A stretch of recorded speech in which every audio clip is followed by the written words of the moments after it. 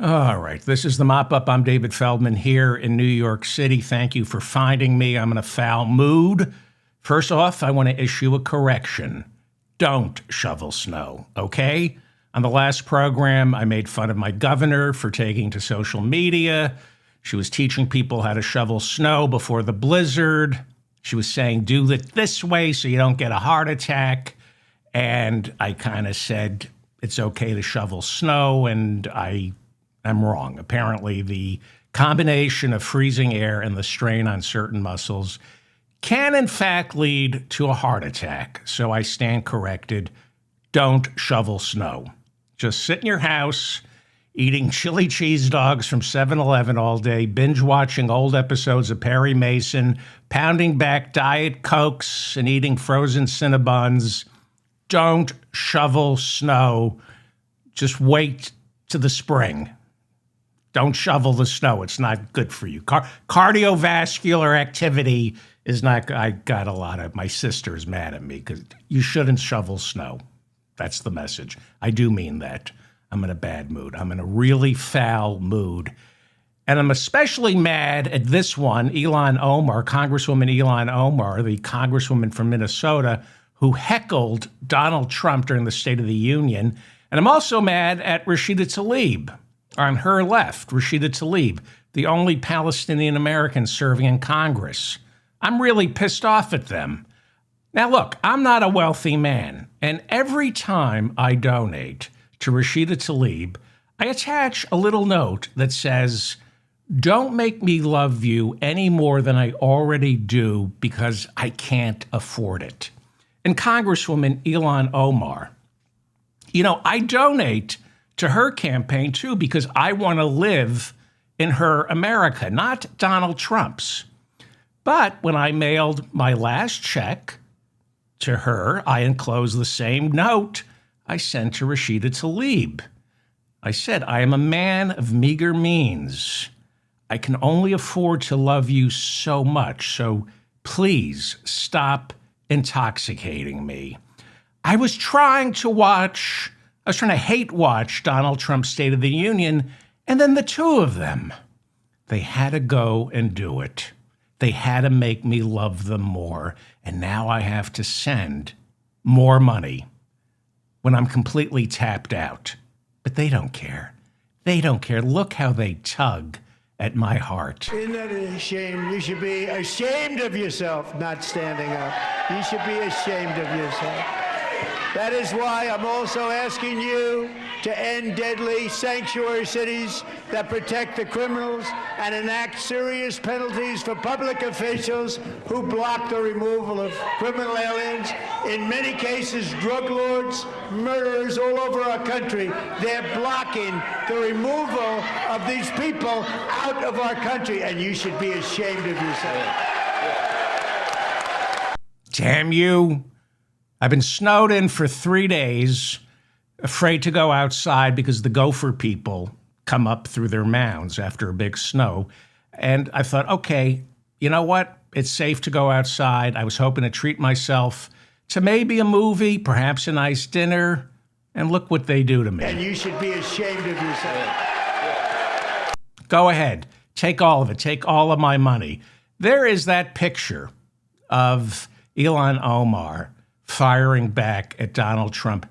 That's my America. That's the country I want to live in. Let's watch her again. And you should be ashamed of yourself. Yeah. The more money you send Ilhan Omar or Rashida Tlaib, the more influence they have in the Democratic Party. Send them money. Don't donate to the Democratic Party. Donate to people like Ilhan Omar and Rashida Tlaib, but look what's happened to me.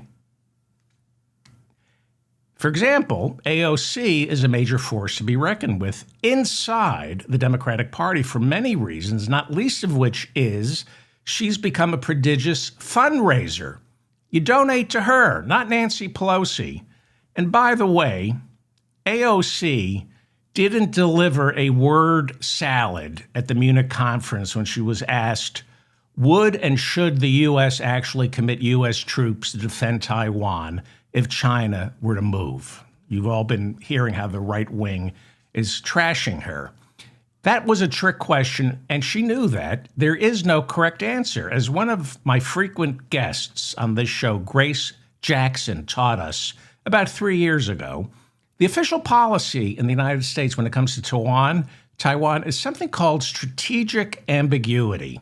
That means maybe we'll protect Taiwan with our own soldiers, maybe we won't. Joe Biden, when he was president, was asked the same trick question, and he got into a lot of trouble saying, yes, we would commit troops. AOC answered that question perfectly by not answering it. A word salad is the correct answer when your nation's official policy is strategic ambiguity. Thank you, Grace Jackson. I recommend you all go back and watch that show with the brilliant Grace Jackson. So I try to make it a policy to play as little of Donald Trump on this show as possible because it's triggering. I'd rather tell you what he lied about during his State of the Union. So Trump boasted, quote, in a breakthrough operation last June, the United States military obliterated Iran's nuclear weapons program with an attack on Iranian soil known as Operation Midnight Hammer, and it got an applause. Yes, it was such a huge success. Trump right now is sending a fleet of warships, including the Gerald R. Ford, the largest aircraft carrier in the world. He's sending all those ships to the region, warning Iran, if they don't give up their nuclear ambitions, we're going to obliterate your nuclear weapons program again. How can you take credit for obliterating Iran's nuclear program when you're amassing troops ready to invade Iran because they haven't given up their nuclear weapons program? It's incredible how stupid some people in this country are. We've gone from strategic ambiguity to strategic stupidity. If you obliterated Iran's nuclear program, why are you giving them a 10-day war ultimatum? You know what, Mr. President? Go shovel snow. That's my new curse on people. Go shovel snow.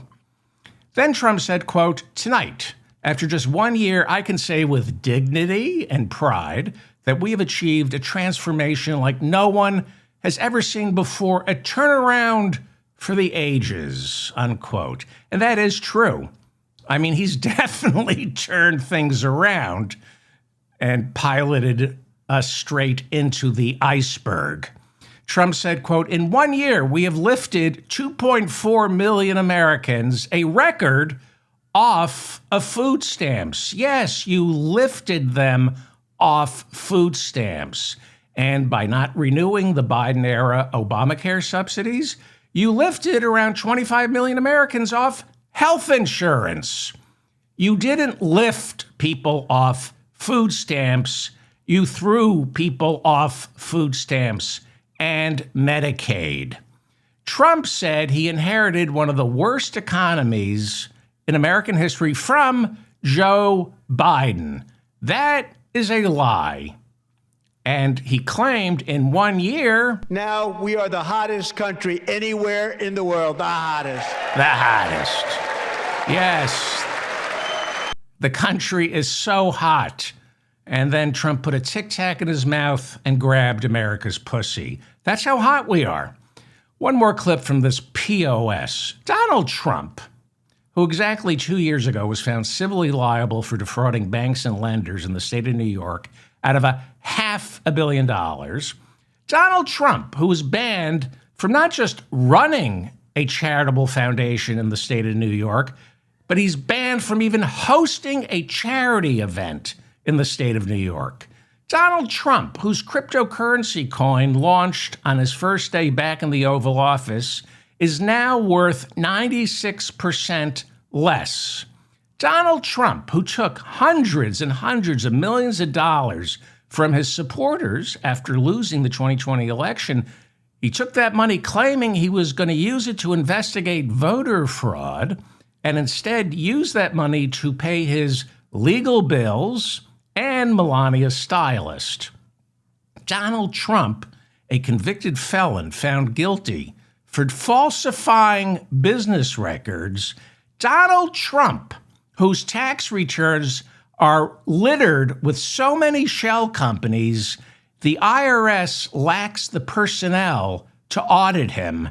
Donald Trump declared this. I am officially announcing the war on fraud to be led by our great Vice President J.D. Vance. The war on fraud. The war on fraud. Yeah, he's going to root it out wherever fraud may be and demand 20% off the top. Otherwise, Pam Bondi is prosecuting. Go on, you worthless D-bag. Well, you know how I know this war on fraud is a fraud? Because the man in charge of Trump's war on fraud, J.D. Vance, didn't arrest Donald Trump after he said this. And as time goes by, I believe the tariffs paid for by foreign countries will, like in the past, substantially replace the modern-day system of income tax, taking a great financial burden off the people that I love. Fraud. That's fraud. The people that you love? Who? Who do you love other than yourself? The tariffs, like he says, in the past, the tariffs were able to replace the income tax. That's just fraud. That's a lie that he learned from Howard Lutnick.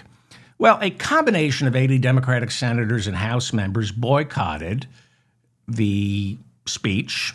The Democrats instead held a People's State of the Union on the steps of the Capitol. Speaker Mike Johnson holding on to a threadbare 3-seat majority. Well, he went in front of the media before the president's State of the Union to kind of fluff up the crowd, and he was asked what he thought about the 80 Democratic no-shows for the State of the Union. It's shameful that they would boycott an address. We don't do that. Republicans don't do that. No, we heckle and disrespect the president. We boo. Sometimes we even storm the Capitol and take massive dumps in Statuary Hall. And then when we get arrested, they call us political prisoners and patriots. Please continue, Mr. Speaker. It doesn't matter if there's a president from the opposing party. We don't skip out. No, we don't skip out. No, you wait until there's a budget crisis, like funding for the Department of Homeland Security, and then you skip out. Or to avoid a vote on the Epstein files, you literally shut down Congress for the entire summer in order to give the Trump administration space on how to deal with the Epstein files. That's what he literally said when he called a summer recess. We need to give the Trump administration space, time and space to figure out. That's what he said, to figure out how to deal with the Epstein crisis.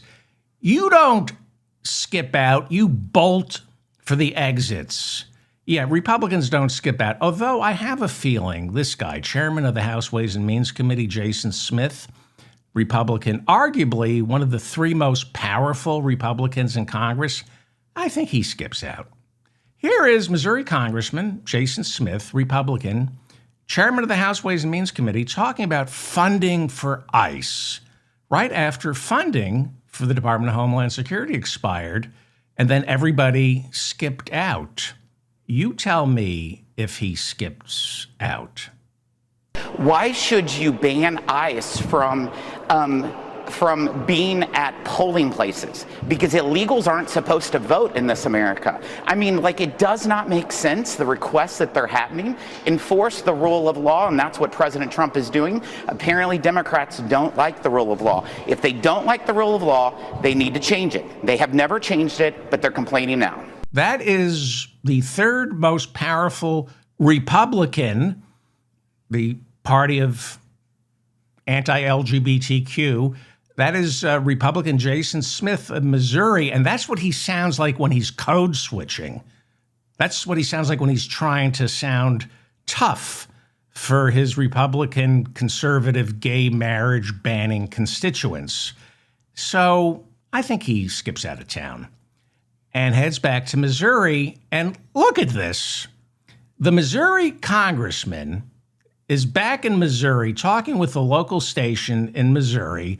I'm not making this up, okay? Let me go large here. You see this? You see? Look what it says. Look at the lower. See that? Do you see that?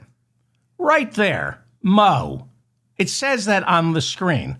On the lower third, they identify the Missouri congressman as Jason Smith, and then for no reason, they call him a Mo. Look at that.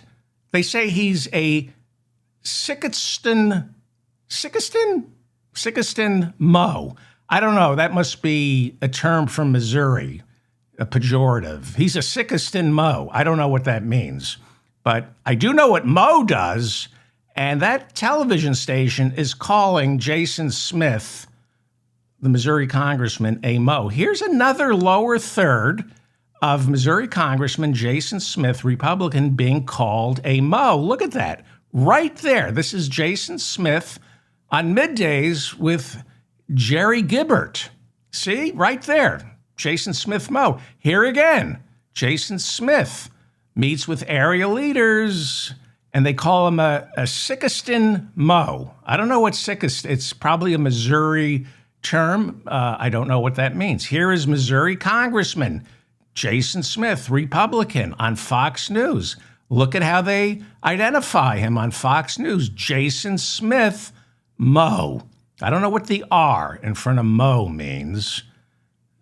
Maybe really Mo? I don't know. Wait. Okay. I am getting a note passed. I'm being told Missouri Congressman Jason Smith is from Missouri, and the abbreviation for Missouri is MO. Mo. Really? That's a stupid abbreviation. I don't believe that. I don't believe that the people of Missouri would abbreviate Missouri with Mo. Okay, let's see. This is Fox News. Let me look. Let me go here. You say Missouri abbreviates with Mo. All right, this is Fox News. Representative Jason Smith, right? There we go. R, I guess that means Republican. And then it says Mo, and you're telling me that means Missouri. But then it says Missouri Congressman. So why do they have to say Missouri Congressman if it already says Mo? Why can't they just say Jason Smith, Mo Congressman? You tell me Mo stands for Missouri, then why did Fox News have to also spell out the word Missouri? I don't believe you. Okay, fine. All right, now you're upset. What, are you going to cry? All right, fine. I'll take your word for it. MO is an abbreviation for Missouri. Okay. All right. Jason Smith, Mo, Mo isn't married, but he is a breeder. He's a dog breeder. Jason Smith, Mo, comes from a family of dog breeders, which is why when voters in the state of Missouri, or Mo, passed Proposition B back in 2010, it was called the Puppy Mill Cruelty Prevention Act. Jason Smith, Mo, then a state legislator, he campaigned vigorously against the Puppy Mill Cruelty Prevention Act. Jason Smith, Mo, opposed a referendum that would outlaw cruelty to puppies, but it passed anyway. And after the Puppy Mill Cruelty Prevention Act became law, he, as the whip of the Republican-controlled State House back then, Jason Smith, Mo, was able to succeed in passing legislation that severely weakened the Puppy Mill Cruelty Prevention Act because, as we all know, if they don't like the rule of law, they need to change it. Well, actually, Jason Smith, Mo, the rule of law was changed in the most democratic way possible. It was changed when citizens from Mo voted in favor of a referendum. You didn't like the law because your family is in the dog breeding business, so you changed it. You changed it by spitting in the face of the people. You did it through backroom deals. That's how you changed the law, Jason Smith Moe. To protect your family's income, you removed the bill's strict 50-dog limit on how many puppies a female can give birth to in a year. Yeah, you saved the puppy mills, where females are just churning out puppies. And Lord knows what happens to the puppies that don't measure up. Where do they go, Jason Smith Moe? He diluted the new requirements from the Puppy Mill Cruelty Act for how big the cages have to be. He wants smaller cages for puppies and the mother. And he reversed the number of times how many times veterinarians have to show up to visit the puppy mill and inspect the mother, the dog, and the premises. He got rid of the restrictions demanding exercise for the mother and the puppies. He got rid of the law that protected puppies and their mothers from inclement weather. In other words, Jason Smith Moe, whose family is in the puppy mill business, brought back puppy mill cruelty despite the people of Missouri voting to end puppy mill cruelty.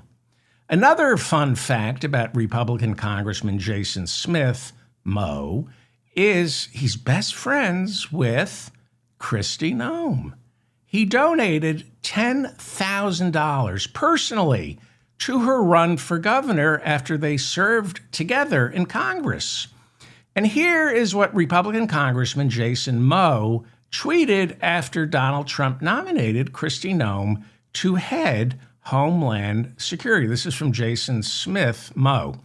Congratulations to my great friend Kristi Noem on being nominated to be Homeland Security Secretary. She is exactly the type of fighter the president needs to get our border secure. Ah, that's sweet. He's a good friend. He's a good friend. And here they are together at a party. This was a few years ago when Kristi Noem was still happily married and not spending time with Corey Lewandowski. Kristi Noem's husband, from what I've heard, loved Republican Congressman Jason Smith Moe.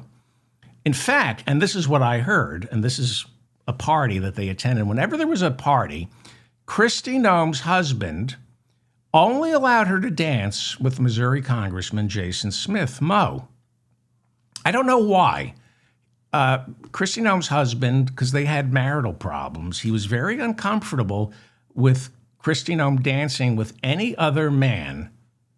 If it wasn't Jason Smith Moe, Kristi Noem's husband would get very upset. He was very particular about Kristi dancing and who she did and didn't dance with. I guess she wanted a good dancer. He wanted a good dancer for his wife, so he only allowed her to dance with Jason Smith Moe.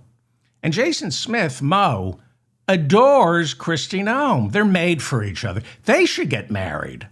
They'd be perfect together. They love each other, and not just because she looks like his favorite drag queen. She does look like a drag queen. I'm going to assume Kristi Noem is already a West Hollywood Halloween parade costume, right? I'm going to assume that. You know, it's really too bad Divine is no longer alive to play Kristi Noem in a biopic directed by John Waters.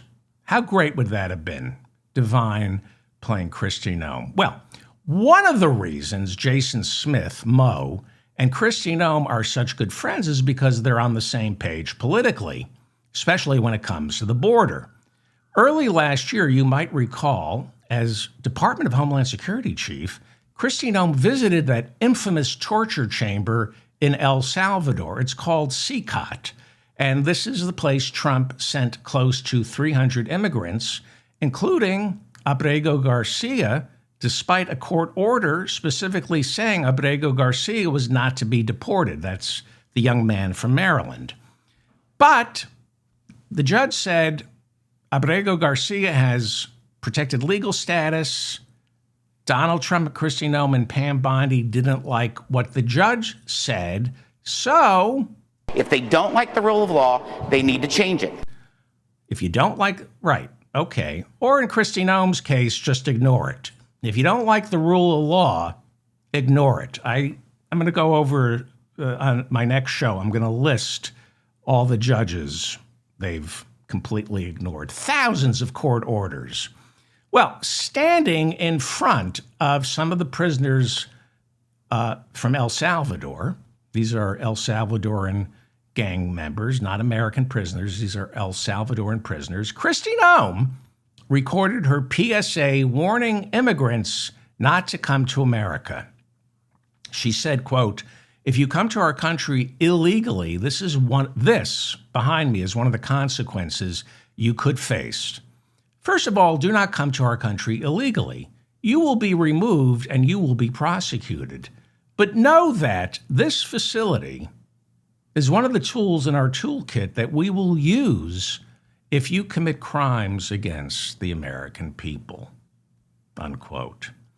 This is Maryland resident Kilmer Abrego Garcia. I was just talking about it. He came to America from El Salvador as a teenager to escape the gangs. And in 2019, a judge gave him protected legal status, saying under no circumstances is Kilmer Abrego Garcia ever to be sent back to El Salvador by ICE because it's not safe for him.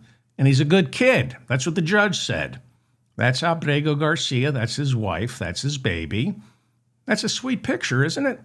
And this is Kilmer Abrego Garcia last year after accidentally getting shipped by ICE to CCOT. That would be El Salvador's torture chamber. They call it a terrorism confinement center that Kristi Noem is such a huge fan of. And so Abrego Garcia, you see him being tortured. Well, ICE said, "Oh, whoops, we made a mistake." But instead of admitting Abrego Garcia should not have been arrested and deported, Kristi Noem, on orders from Donald Trump, refused to admit ICE made a mistake. Because people who are wrong, who live wrong, never admit they're wrong because they're terrified that once you admit you're wrong, it becomes an open invitation for people to find out just how completely wrong you are about everything else. So you never admit you made a mistake. Don't give them an opening to discover how horrible a monstrosity you truly are. So, despite a judge repeatedly telling Kristi Noem to shut up, to knock it off, to stop speaking, Kristi Noem, the head of the Department of Homeland Security, when Abrego Garcia was languishing in that torture chamber, Kristi Noem called him a terrorist, a gang member, saying he should stay in that El Salvadoran dungeon for the rest of his life. She repeatedly called him an MS-13 gang member, a human trafficker, a wife beater, a child predator who traffics in child pornography. She called him a criminal, illegal alien who has terrorized the American people. She called Abrego Garcia a monster and said, when the truth finally comes out, he will be behind bars for the rest of his life. Well, the truth came out, and it's Kristi Noem who should be behind bars for the rest of her life. This is the same Kristi Noem who Alex Preddy, an ICU nurse working inside a Minneapolis VA hospital, this is who she called a domestic terrorist after he ended up getting executed by Border Patrol officers on January 24th in South Minneapolis. The head of ICE testified before Congress 2 weeks ago and said, no, he's not a domestic terrorist. After ICE agent Jonathan Ross allegedly shot Renee Good several times in the face and chest, and then as she lay dying in a pool of her own blood, he muttered, "effing bitch," after he allegedly did that, Kristi Noem repeatedly accused Renee Good of being the domestic terrorist.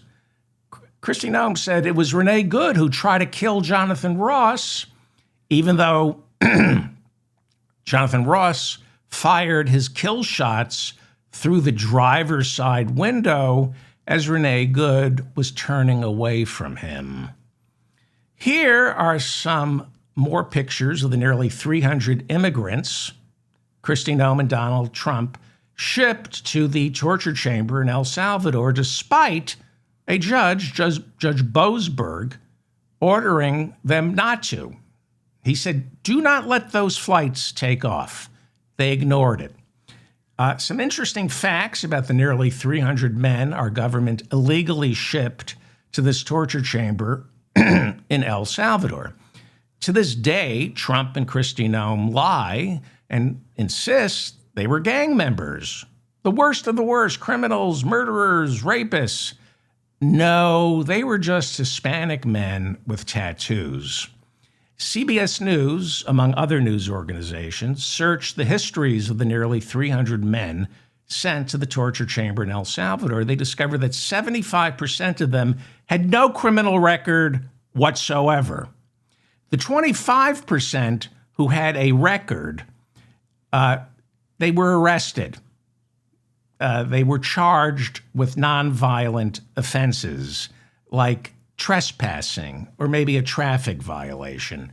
Bloomberg found 90% had no criminal record other than a traffic violation or an immigration violation. Anyway, back to the Republican chairman of the House Ways and Means Committee, Jason Smith, Mo, with his best friend Kristi Noem.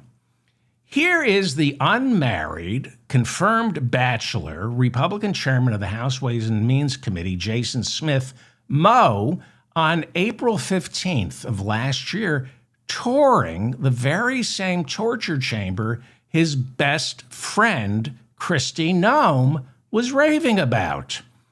There are 3 photos, a little compilation of Jason Smith, Mo, visiting that El Salvadoran torture chamber. I especially like this photo of the unmarried Republican Jason Smith, Mo. Isn't that a nice picture? You can almost hear him saying to the warden, how much for 15 minutes with the scruffy one on the far right? That would be Jason Smith, Mo. And right after returning from his tour of Kristi Noem's favorite dungeon, Republican Congressman Jason Smith, Mo, tweeted this out to our president. This is after he came home from the CICOT prison, the torture chamber in El Salvador. He writes, thanks to President Trump, the CICOT prison in El Salvador, which is home to some of the country's most vicious criminals, now includes illegal immigrants who broke into our country and committed violent acts against Americans. That is an effing lie. Congressman Jason Smith, Mo. He goes on to write, it is unconscionable that Democrats in Congress are urging the release of more foreign criminals back into our country. You are a liar, Jason Smith, Mo. And by the way, this is a brand new CNN poll taken right before Trump's State of the Union. It measures Trump's approval rating among Latinos. It's kind of interesting because some of you might remember Donald Trump did really well with Latinos in 2024 in the last presidential election. Now, Harris won the overall Latino vote, but only by 3%. And that's something that is beyond comprehension because Donald Trump hates Latinos and wants to either lock them all up in concentration camps or throw them out of the country. What's also incredible is in 2024, Donald Trump got more Latino male votes than Kamala Harris did.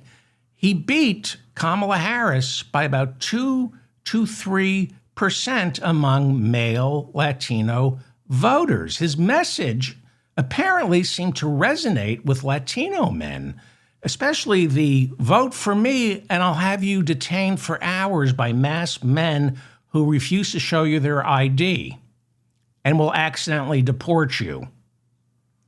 That resonated with the male Latino vote. He told you what he was going to do. But it turns out, for some reason, the Latino vote is fickle. Something must have happened during the past year, because look at that. I mean, this is Donald Trump's support among Latinos it's down almost 50%? February 2025, Latinos, 41% gave Donald Trump a positive approval rating. Now it's down to 22%. In Latinos under 45 in February 2025, 45% gave Donald Trump a positive approval rating. Now it's down to 27%. Isn't that, I mean, what happened? Did something happen for him to lose Latino voters so dramatically? Did Trump accidentally say something that wasn't offensive to Latinos? Is that why they're abandoning him? How did he lose all these Latino voters? Anyway, that is Homeland Security Chief Kristi Noem with her best friend, Republican Congressman Jason Smith, Mo. And she, as you know, raved about her visit to that torture chamber in El Salvador. And Jason Smith, Mo, saw the pictures. He had to go and pay a visit himself. And let's get back to him visiting the torture chamber in El Salvador. Here is the, do we have this? Yes, here's the unmarried, confirmed bachelor, Republican chairman of the House Ways and Means Committee, Jason Smith, Mo, who got rid of the Puppy Mill Act. He's all for torturing puppies. And he thinks it's a splendid idea to make 300 Spanish-speaking immigrants here in America. He thinks it's a great idea to make them go live in this torture chamber. And here's Jason Smith, Mo, just breathing in the majesty of roughly 40,000 shaved men crammed into cages, 200 to one cage, kind of like his mother's puppy mill. Yeah, 200 shaved men sharing one toilet. There is Jason Smith, Mo, just breathing it all in. Hang on for 1 second. We have a thought bubble. Oh, this is fun. So, with new AI technology, sometimes AI can tell me what someone is actually thinking when a picture of them was taken. This is AI. Let's find out what he's thinking. The men in these cages look like the dogs in Mommy's Puppy Mill, only cuter. Okay, that's interesting. What else? They look so beaten, the way I did when Mommy found my collection of male bodybuilding magazines underneath my mattress. Geez Louise, can't a feller have an interest in sports? Well, I don't know if male bodybuilding is, well, he says male bodybuilding is a legitimate competitive athletic event. You're right, I stand corrected. He goes on to think, the way Mommy beat me into submission just for staring at my male bodybuilding magazines. It gives me a stuffy just thinking about it. What's a stuffy? What's a stuffy? Mommy standing over me with a whip, lashing me as I promised Jesus I wasn't gay. Man, I am so fat, bald, and ugly. What would any of these men ever see in me? Me, Jason Smith, the very straight and Republican chairman of the House Ways and Means Committee. Wait, did I say chairman of the House Ways and Means Committee? I meant to say if I don't get to talk to that inmate with the soulful eyes, I'm going to soil myself right here in front of everyone. Dear Lord, I hate being gay. Dear Lord, I hate not being gay. Huh? That would be Jason Smith. Those are AI thought bubbles. This is a new technology where AI can now read someone's mind. So kind of interesting. Kind of sad, maybe? Wait a second. I think I know why Kristi Noem and Jason Smith, Mo, are such good friends. Wait a second. He fought the Puppy Mill Cruelty Prevention Act, right? He supports cruelty to puppies. And Kristi Noem, headline from The Guardian, April 26, 2024, Trump vice president contender Kristi Noem writes of killing dog and goat in her new book. You know, sometimes we forget the details from her book entitled No Going Back, The Truth on What's Wrong with Politics and How We Move America Forward. We forget the details in the book. In the book, Kristi goes into precise detail about killing Cricket, the family puppy. She wrote of Cricket, the family puppy, I hated that dog, unquote. Who hates a puppy? Kristi Noem. Who puts that into writing? Kristi Noem. Some of you might recall that Kristi Noem didn't just take Cricket, the family puppy, to the gravel pit and kill the family puppy. A few minutes later, after killing the family puppy, Kristi Noem figured, as long as mommy's on a killing spree, I'm going to go kill the family goat. This is in her book. She hated the family goat. So while the puppy's death rattle became a faint echo in the gravel pit, Kristi dragged the pet goat next to Cricket, and it was an uncastrated goat, and she shot the goat. But she didn't kill the goat completely. So she walked, according to the book, she walked slowly back into the house as the goat was suffering. This is not halal or kashrut. This is not how you kill a goat. As the goat is suffering in pain, she slowly walked back into the house to get another shell, loaded it into her rifle, slowly walked back to the gravel pit, and then finally fired the kill shot that took the family pet goat out of its misery. In her book, Kristi Noem writes that shooting the family puppy and then the family pet goat did indeed startle the men doing construction around her house and, quote, confused her young daughter. No, I don't think your young daughter was confused. I think your young daughter figured puppy, goat, me. She wrote in the book, this is what Kristi Noem wrote in the book, quote, I guess if I were a better politician, I wouldn't be telling the story here in my book. Yeah, I guess being a better parent doesn't concern you. You're worried about being a better politician. Shooting a puppy and a goat in front of your daughter, you say, confused her. These are good people. These are good people. If a person like Kristi Noem is shipping men to that torture chamber in El Salvador, it's for a good reason. She's a good person. She couldn't sleep at night if she knew an innocent person was being shipped to a torture chamber. Back to Speaker Mike Johnson's press conference, where he warmed up the crowd for Trump's big State of the Union.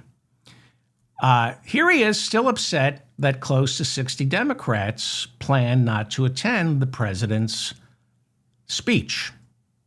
We don't skip out. You said that already. Jason Smith, Mo, is that true that you don't skip out? None of you skip, right, Jason Smith? Because Hang on for 1 second. I want to hear him code switch. Because illegals aren't supposed to vote in this America. In this,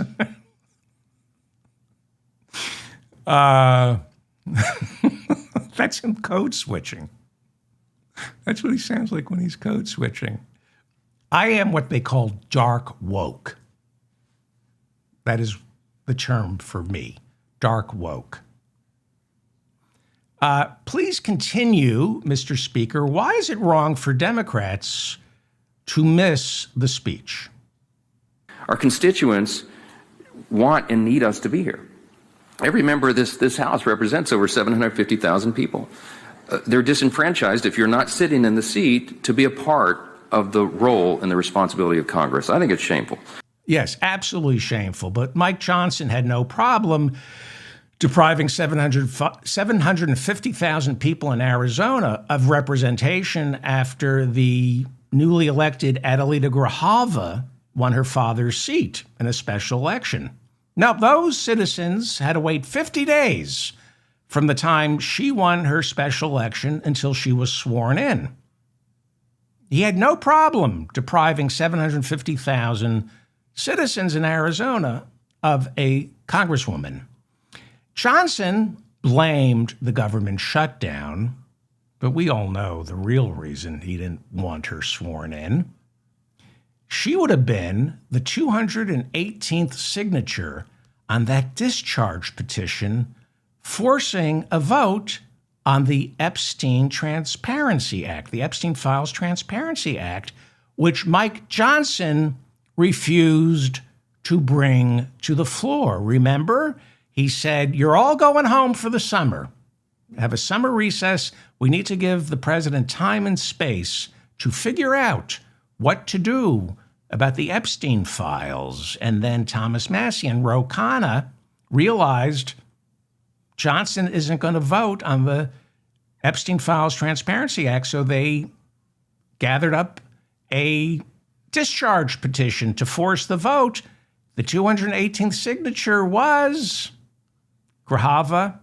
Immediately, Adelita Grijalva, when she was finally sworn in, her very first act as a congresswoman was signing the discharge petition. And it was that signature that forced the vote on the Epstein Files Transparency Act. Speaker Mike Johnson protects child predators. Let me repeat. Speaker Mike Johnson has done everything he can to help Donald Trump keep the Epstein files shut because he protects child predators. But please, Speaker Johnson, give us your preview of last night's State of the Union. Tell us what we were to expect. Republicans have a far simpler and far superior message for Americans watching at home. Okay, and what is that message? Illegals aren't supposed to vote in this America. Illegals aren't supposed to vote. I could listen to, he's like ASMR to me, Jason Smith Mo. Illegals aren't supposed to vote in this America. In this America. It's such a stilted way of talking. It's so affected in this. It's like a school marm from the 30s. Well, they're concerned about illegals. Nobody's illegal. They're concerned about illegals voting. And they want passage of the SAVE Act. This is the big policy that the Republicans are pushing for 2026. The SAVE Act did, in fact, pass the House on February 11th by a narrow margin of 218 to 213. It is a solution to a fictitious problem, stopping undocumented immigrants from voting. Trump has been claiming millions and millions of undocumented immigrants voted for Hillary, Biden, Kamala Harris. There's not a single shred of evidence that one undocumented person voted. Doesn't matter what the truth is, does it? He wants voter ID laws. He wants to convince Americans that undocumented immigrants are voting. So why? So they can pass the SAVE Act, and that would require voter ID to cast a ballot. That makes it harder for people of color, older people, and poor people to vote. That's what the SAVE Act is. As Chuck Schumer says, it's Jim Crow 2.0, and it passed in the House. It's before the Senate. They have 50 votes. Susan Collins, who's struggling to get reelected in Maine, signed on to the SAVE Act. So it's before the Senate, but they can't vote on it. And one of the people who is blocking it is Mitch McConnell. According to the New Republic, Mitch McConnell, Republican, is stalling the vote. Now, he's no longer the majority leader, but, one senator can stall a vote. That's all it takes. You need 60 to overcome a filibuster. And the talk right now is some Republicans want to force the filibuster to be a talking filibuster, where Democrats actually have to filibuster, talk nonstop in order to kill the bill. Anyway, go ahead, Speaker Mike Johnson, tell us more lies. We're putting more money back in your pockets. Yes, by not revoking the Trump tariffs.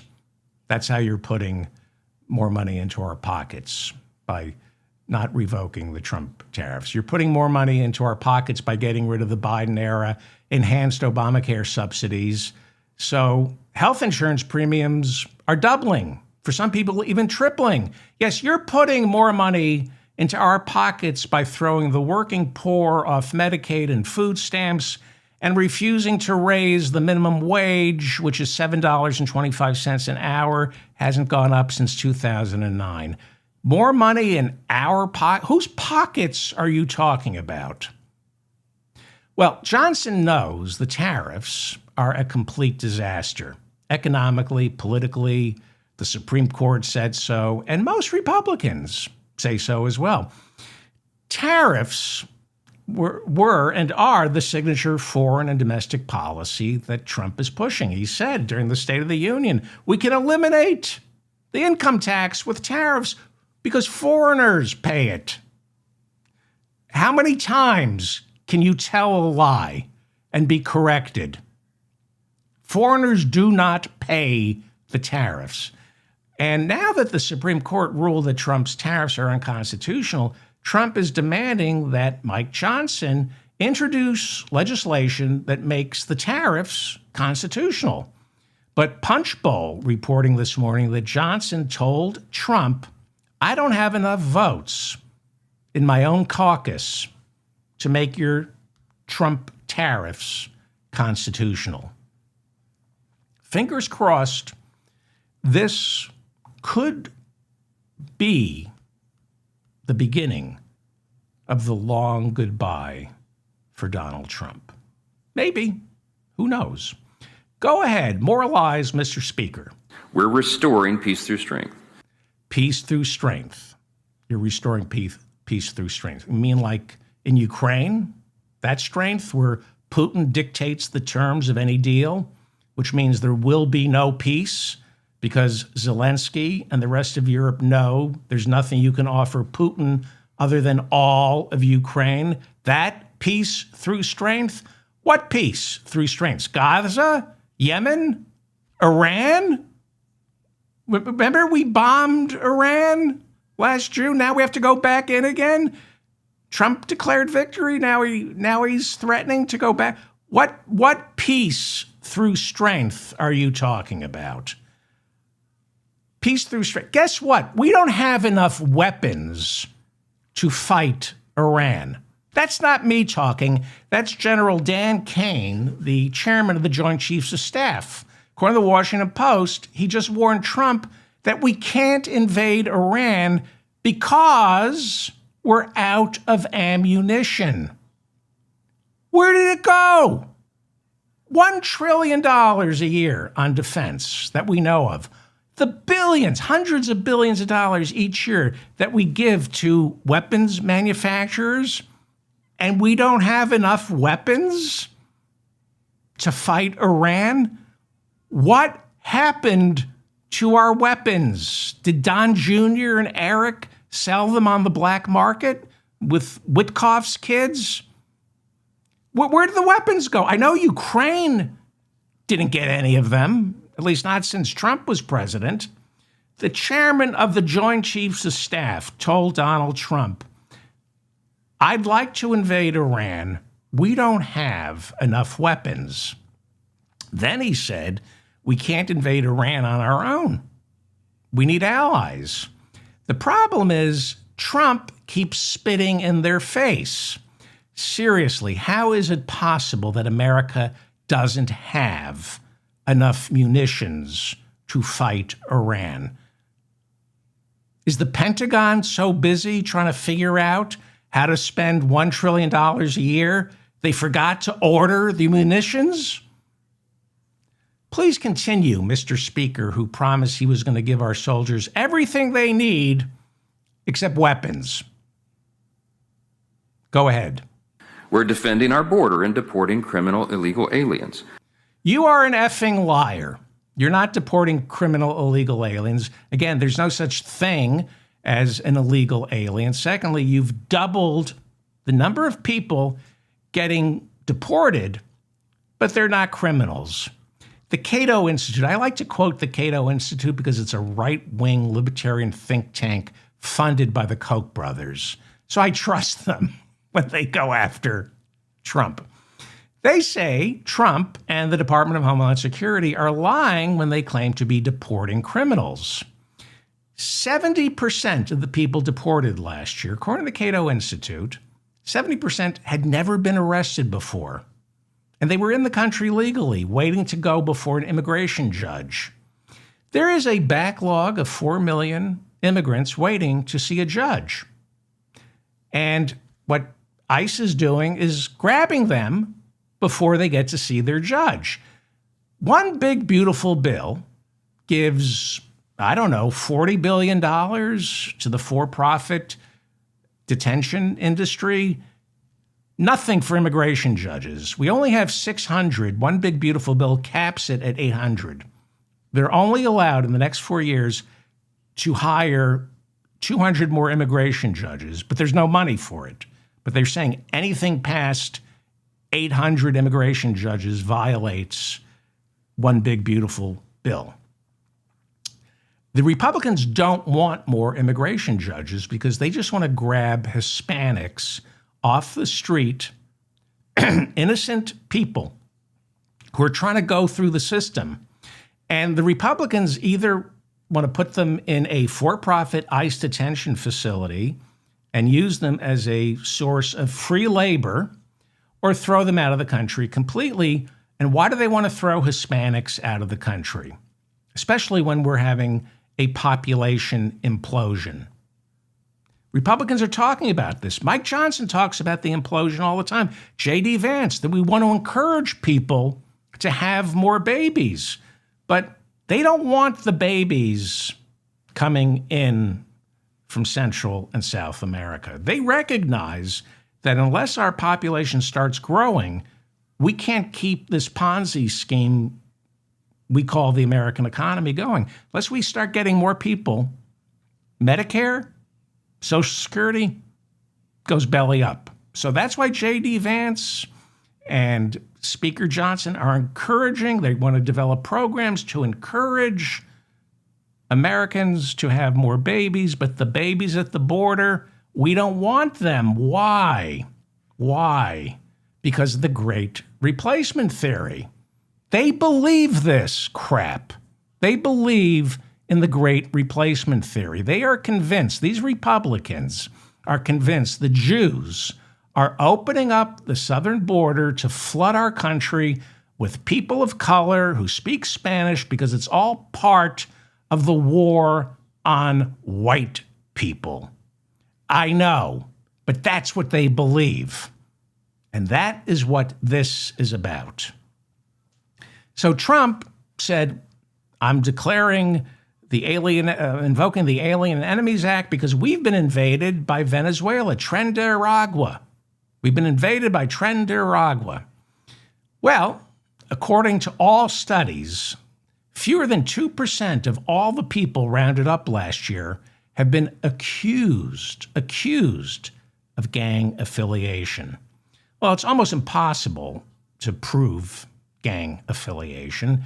Abrego Garcia, the kid from Maryland, was accused of being a member of a gang. Why? Because he was wearing a Chicago Bulls cap. That's what one of the ICE agents said, that if you wear a Chicago Bulls cap, you're part of a gang. I'm not a big fan of Chicago Bulls fans, but I wouldn't call them, I don't think they're like MS-13. Well, the big gang, we're told, is Tren-de-Aragua. That's Maduro was rounded up, according to Trump. Maduro is sitting in a federal prison I think in New York right now, waiting to go on trial for drug trafficking and sending an army of Tren-de-Aragua gang members into our country to rape, to murder, to pillage, to steal our minerals. This is what Trump said. It's why he invoked the Alien Enemies Act. He declared emergency powers to round up Venezuelan gangs, Tren-de-Aragua. How many members of Tren-de-Aragua do you think were rounded up last year? 0.3%. Yeah. All right. Now, one of the things you're going to hear is border crossings are down. Well, if they're down, what about a peace dividend? Remember after the Soviet Union fell, Clinton became president, and there was a peace dividend? We didn't have to spend all that money on weapons to destroy Russia, so we had a peace dividend, and the economy took off. What about a peace dividend? If border crossings are down, that means you secured the border so we can save billions, hundreds of billions of dollars. We can get rid of ICE, right? No. First of all, the border crossings started to decline before Trump returned to the Oval Office. It was going down under Biden. It's a cyclical problem. I don't see it as a problem because we have a population implosion. But people coming or not coming to America has nothing to do with border enforcement or walls. It is external factors like climate catastrophe, people having no place to live, or an economic or a political catastrophe in the country, and people try to flee it. Unless we can fix, instead of exploit, Central and South America, we're going to get waves of refugees. Unless we do something about climate catastrophe, no wall is going to keep people from fleeing their country and trying to come to this country. All right. Sorry to bother you with facts and the truth. Go on, you effing liar, Speaker Mike Johnson. We're standing up for American industry and manufacturing. You are an effing lying. Manufacturing jobs, despite the tariffs, which, the tariffs are all about saving manufacturing jobs. They fell significantly in 2025. In fact, the manufacturing sector of the United States economy lost 108,000 jobs in 2025. By all measures, manufacturing declined in 2025. Now, the economy did grow last year at 2.2%, but it was growing at 2.8% during Joe Biden's last year. You're doing worse than Joe Biden.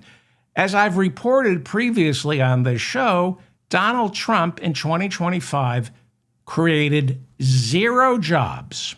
They revised the job numbers for 2025, and he created 0 jobs in 2025.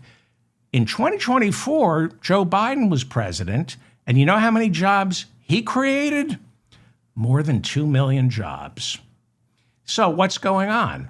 Chaos, tariffs, uncertainty, firing federal workers, not being able to control inflation, feeding an AI bubble that goes into infrastructure but not people. This is why a majority of Americans now say Joe Biden was stronger on the economy than Donald Trump is. All the Republicans, you'll notice Pam Bondi, Donald Trump, Dow, what is the Dow at 50,000? Dow 50,000, Dow 50,000. Like voters and the American people give a rat's ass about the Dow.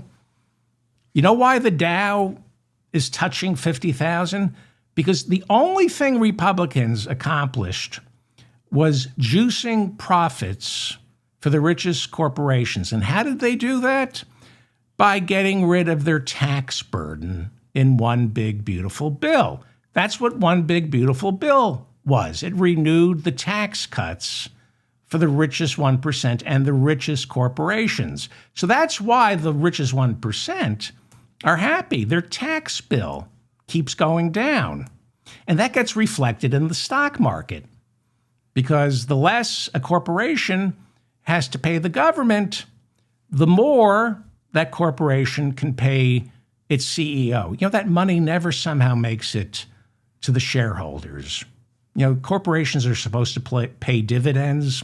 No, they throw it back at the CEOs of their company and the board of directors, or they do stock buybacks.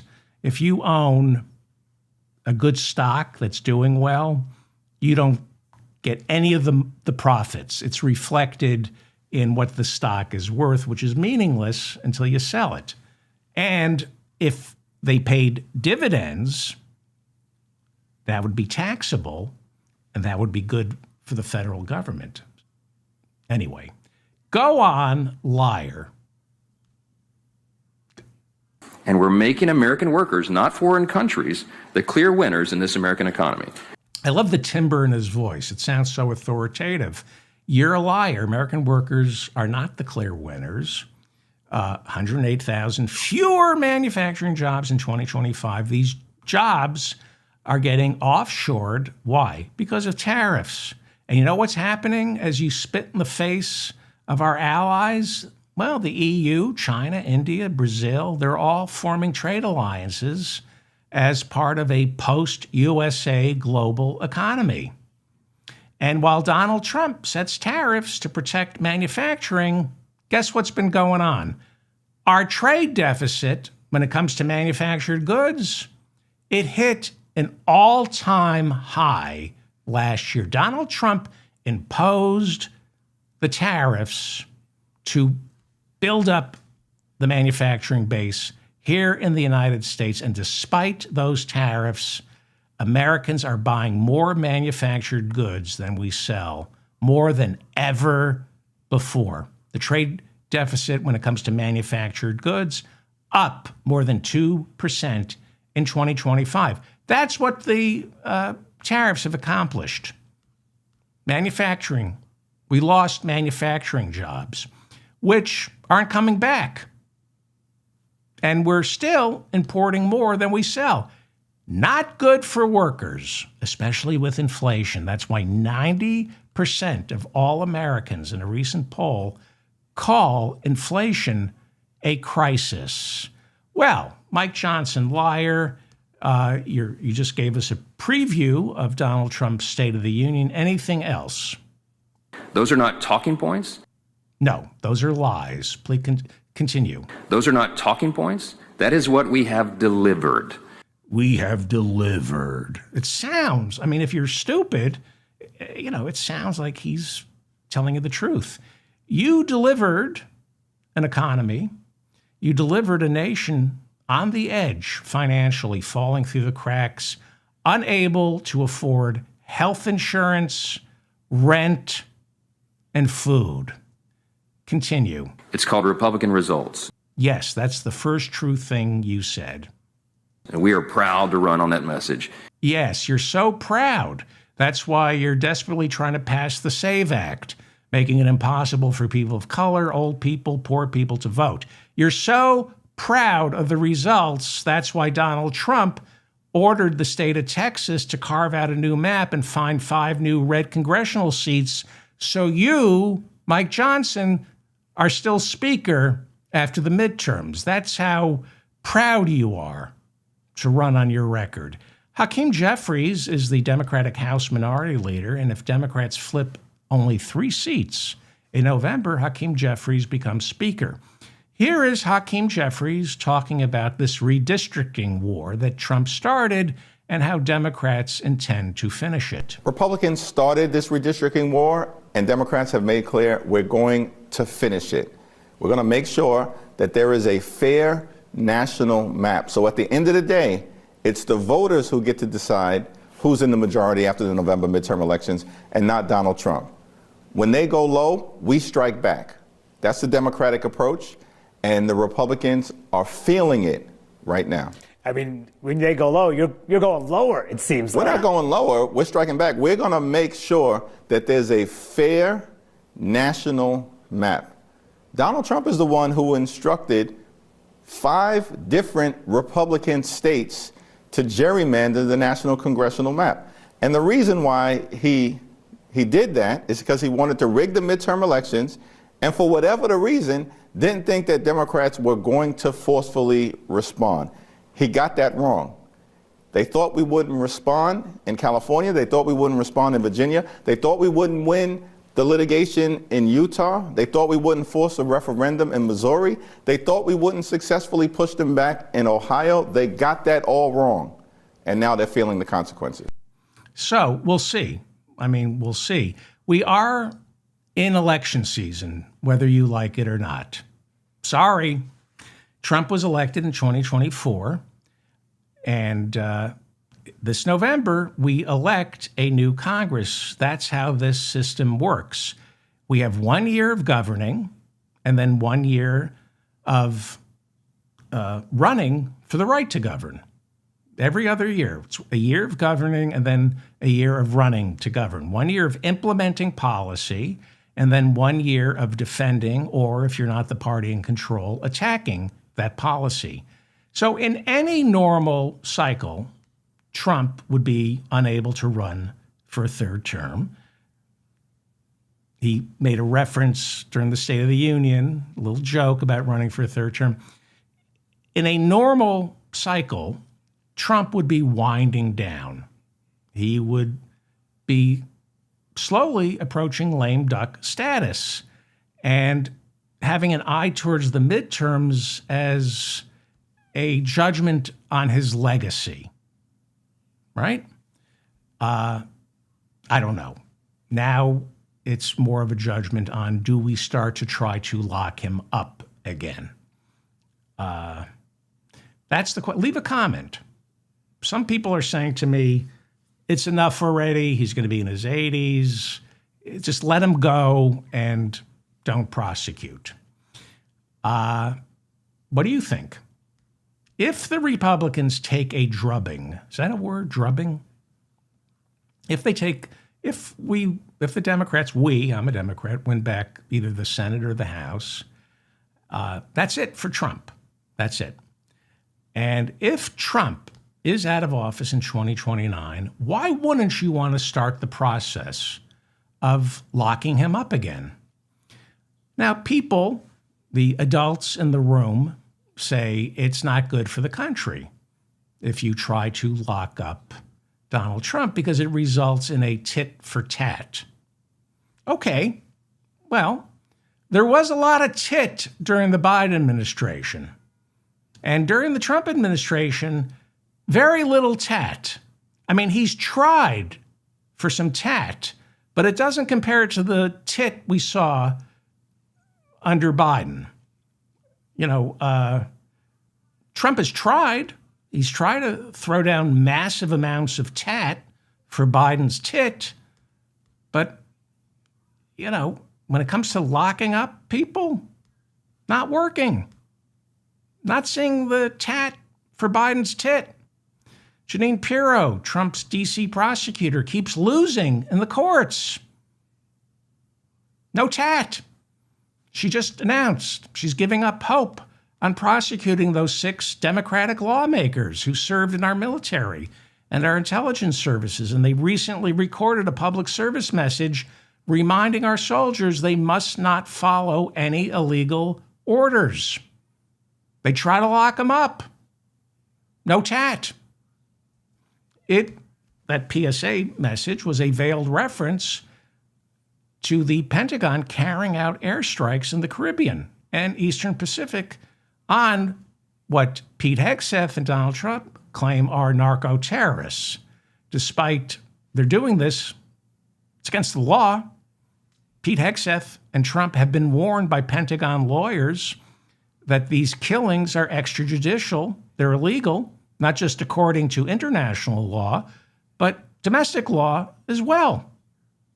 You cannot fire on a boat just because you're convinced it's being piloted by drug dealers. It's against the law. Rules of engagement dictate you give the people on board an opportunity either to surrender or allow you to inspect the boat. You can only fire on them if they fire on you. So what are these attacks on these boats in the Eastern Pacific and the Caribbean or the Caribbean? What are they?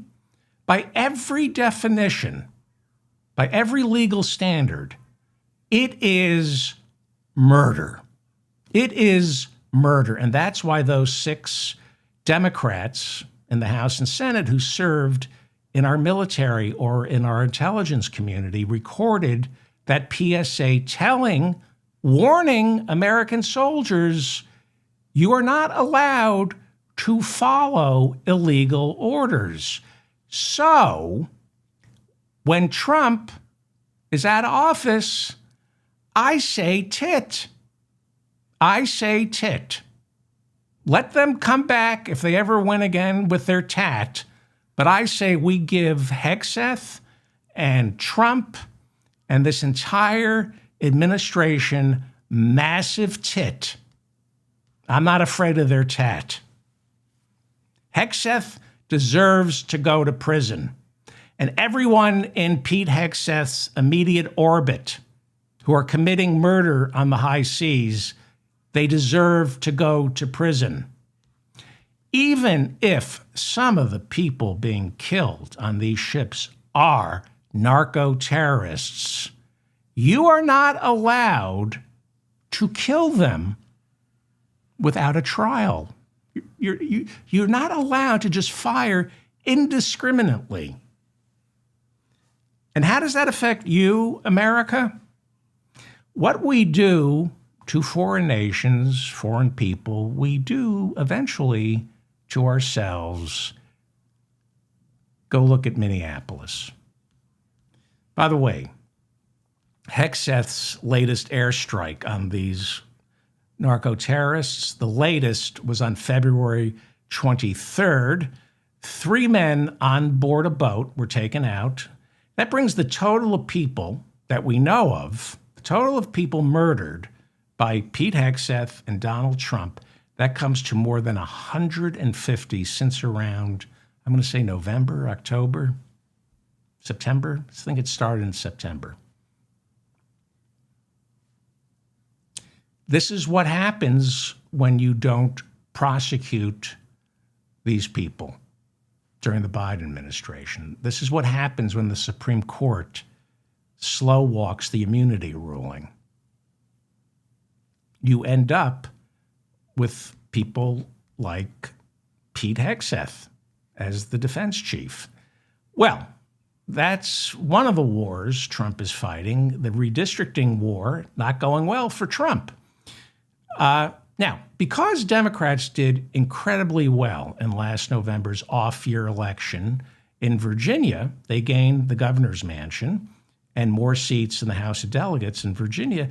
A new map has been drawn this is Virginia, that would theoretically eliminate 4 Republican House seats, turning them blue. This is pretty amazing if they pull this off.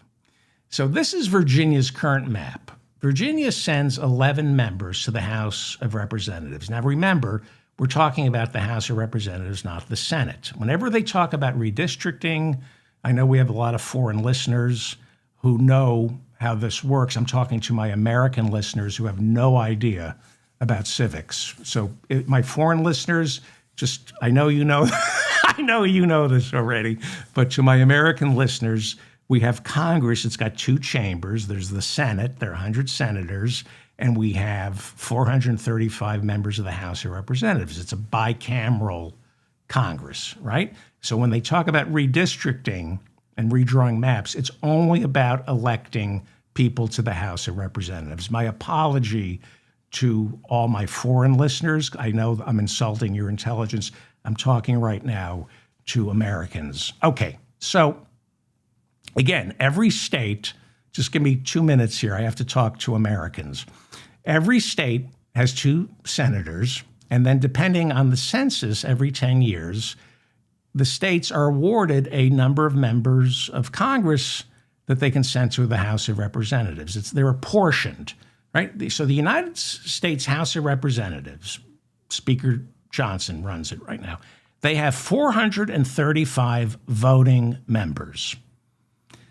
Every 10 years, we conduct a census, and then they divide those 435 seats, or apportion those 435 seats to each of the 50 states based on how the population has shifted. So if a state gains people living there, it will pick up a seat or 2, and that means you have to take a seat or 2 away from a state whose population has been declining, unless it's Wyoming.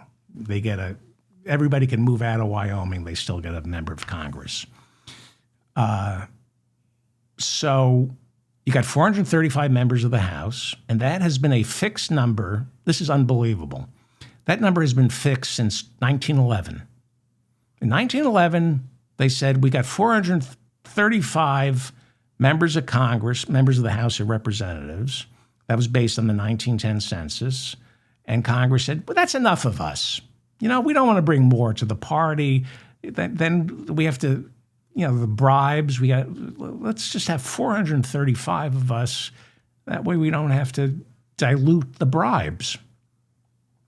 So we don't elect, there are no more members of Congress, 435. Now, before 1911, as the population grew, as we, added more states, we would increase the number of House members. But that stopped in 1911 when the population was a little more than 92 million. It was easy to get your congressman on the phone back then. Congressman, they were all men back then. I believe there might have been, I know there were a couple of cross-dressers. I think there was a female. I have to check. Leave a comment. I think there was a female member of Congress before women got the vote. But back then, you had 435 members of the House of Representatives. We had a population of 92 million. It was easy to get your congressman on the phone because, well, not too many people had phones, so there was certainly no hold time. And they couldn't leave a message. You could get your congressman on the phone. We had, at that time, a member of Congress for every 211,000 voters. Actually, we had a member of Congress for every 100,000 voters because women weren't allowed to vote and black people were allowed to vote, but thanks to Jim Crow, they couldn't. So if you were a white man in 1911 who had a phone, you could talk to your congressman. And that's basically where the Republican Party wants to take us. This is before the income tax, where only white men had phones. That is basically the Republican agenda. So now we have 350 million people living in America, still 435 members of the House of Representatives. Okay. Just thought I apologize to my foreign listeners. I know that was insulting to your intelligence, but I have a lot of American listeners who don't understand this. It's confusing to them because we're a very stupid people, and we have to be stupid in order to spend $1 trillion a year on weapons. You have to make this country stupid to convince them there are imaginary enemies out there to justify spending $1 trillion a year on weapons. And now Donald Trump wants to go fight Iran, and the chairman of the Joint Chiefs of Staff says, we don't have enough weapons. Where'd they go? Is Oliver North trading with Iran again? Did he trade for hostage? Why don't we have enough weapons? We spent $1 trillion and we don't have weapons to fight Iran? Okay, so Virginia has 11 members of the House of Representatives. It's split 5-6. There are 6 Democrats, 5 Republicans. And the new map that the Democrats want to draw will eliminate 4 Republican seats. I mean, this is brutal. This is brutal. Assuming there's no dummy mandering, I told you what that is. That's dummy mandering is stupid people gerrymandering, where they dilute their, like dummy mandering in Virginia means they diluted the deep blue districts too much, creating mildly new blue ones. And I mean, if it's dummy mandering, Virginia, the Democrat, I think Texas is dummy mandering, because you got to move your people. You know, you got to, where are all the Republicans? All right, now I want to move them into these blue districts. So that's dummy mandering if it doesn't work. So if this works, it's pretty amazing. Democrats in Virginia could end up sending 10 members to Congress, Republicans only 1. I mean, this is incredible if they're able to pull this off. This is what the new map would look like. Let me go big here, because the Democrats in Virginia are going big. I mean, this is pretty ballsy stuff. This is what the new map would look like. The 9th Congressional District in Western Virginia would stay red, but then there are 10 others that would be blue. This is the current map, okay? And that's the new map. You see the light blue districts?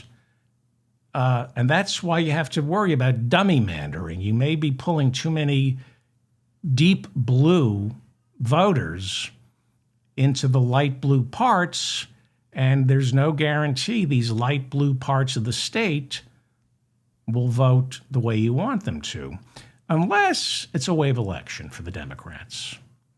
And I don't want to make the same mistake I made in 2024, so I'm not going to say anything. Not going to say anything. Although I got most of 2024 right. I just got the presidential election wrong. So some people say if the election were held today, it would be a blue wave. Not necessarily taking back the Senate, but all you need is Democrats to win back the House. And there are going to be people calling for Donald Trump and Pete Hegseth to have to pay a legal price for the crimes they have committed. So is Virginia going to be able to do this? Because for Virginia to have 10 of their 11 members of the House of Representatives Democrat, that's outrageous. Especially since Virginia is not a reliably blue state. Far from it. Youngkin was their governor up until, this year. They had a Republican governor. They've had control of the state. Republicans have had control of the state house. It flips back and forth. They do send Democrats to the Senate. When they have statewide elections, they elect Democrats most of the time to the Senate, and presidential candidates tend to win Virginia. But it's not a deep blue state. It's more of a bellwether than it is a reliably blue state like California, New York, or Illinois. It's a bellwether, meaning it has just the right mix of rural and urban. It's a leading indicator of how the midterms are going to perform, because Virginia has off-year elections, as does New Jersey, right? Last year was 2025. Virginia and New Jersey had their elections, and they're important because they tell us if a wave is brewing. And 2025 told us a massive tsunami of blue is heading our way, at least for the House of Representatives for this year's midterms. I'm not saying that's going to happen, but I'm saying that's the trend lines. Those are all the leading indicators. I'm not predicting anything. Again, if every special election, it's all pretty amazing for the Democrats. So Virginia taking 10 out of 11 House seats is a reach. Virginia Democrats taking 10 out of 11 House seats is a reach. It has to be voted on by the people, and that election is April 21st. It's a referendum. Now, it may not happen because that referendum is before the state Supreme Court. The state Supreme Court may say, no, you can't touch these maps, and you can't appeal gerrymandering to the Supreme Court. The Roberts Court said, we're not looking at any gerrymandering. That's your mess. As long as it's partisan gerrymandering. The Roberts Court said if it's racial gerrymandering, we'll look at it. But if it's just one party trying to gain leverage over another, that's up to your state Supreme Courts. We're not taking any appeals on partisan gerrymandering. So the referendum is scheduled for April 21st, but that's assuming the state Supreme Court allows it.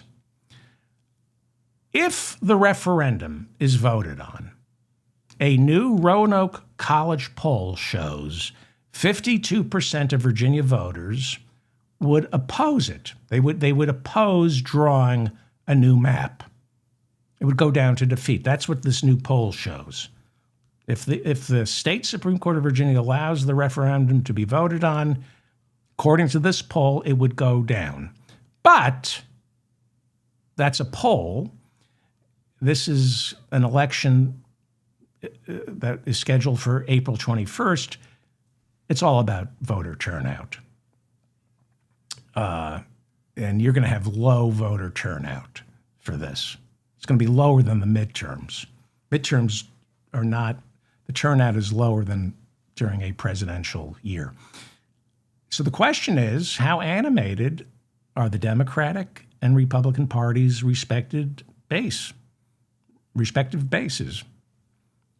The economy continues to languish. Inflation. I think there are a lot of, if they have this vote, I think Trump supporters are they're going to stay home. And Virginia may be sending 10 out of 11 of their House of Representatives will be Democrats. And remember, Democrats only need 3 seats to flip the House. Well, it's not just Virginia. There are other states that Republicans are trying to find some Republican seats. J.D. Vance made several trips to Indiana. That's a trifecta. The Republicans control the state legislature and the governor's office, and J.D. Vance was tasked with the assignment of going to Indiana and cajoling the Republicans there who control the state house to rewrite their maps and create about 2 new reliably red congressional districts. The Indiana State Senate refused. And even though they're controlled by Republicans, the Senate leaders said no to J.D. Vance, who now is in charge of investigating fraud, according to Donald Trump. And when Trump found out that the Indiana Republicans wouldn't rewrite the maps, he said, you do it, or I'm going to use the power of my bully pulpit and primary you out of office. Well, how's that going for Donald Trump? Because Indiana isn't rewriting the maps. The Republicans stood firm against him. Now he's going to primary them. Well, the Indiana primary is May 5th. That is closer than you think. Texas's primary is next week. We are in election season. I'm sorry. I know a lot of you are still, I know you have PTSD from the last one. So Trump has declared war on Indiana Republicans. Travis Holdman, Republican, he serves as the majority caucus chair in the Indiana State Senate. He's one of the most influential Republicans in the state Senate. I think he's like the 3rd highest ranking Republican. And he said no to Trump on gerrymandering. Trump called him a Republican in name only and an American laster.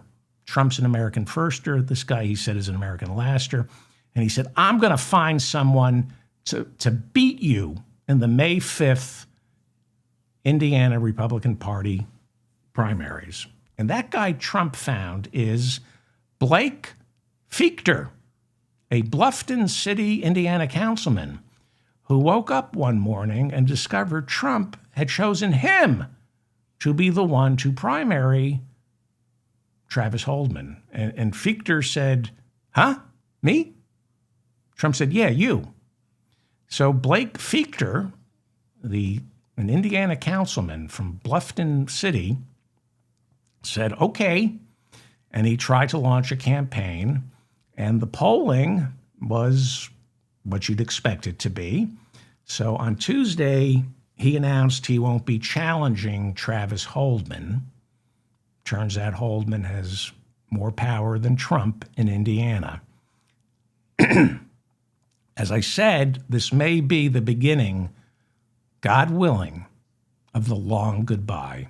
I think we may, I think we're on the brink of a long goodbye to Donald Trump. And by the way, that doesn't say much for J.D. Vance's persuasive powers. I mean, this was the job Trump gave him. Go to Indiana, cajole the Republicans there into rewriting the map. Turns out J.D. Vance's racist, redneck, Yale-educated charm doesn't work magic on everyone the way it does on nobody. Even his own wife can't stand him. I guess they're having a baby.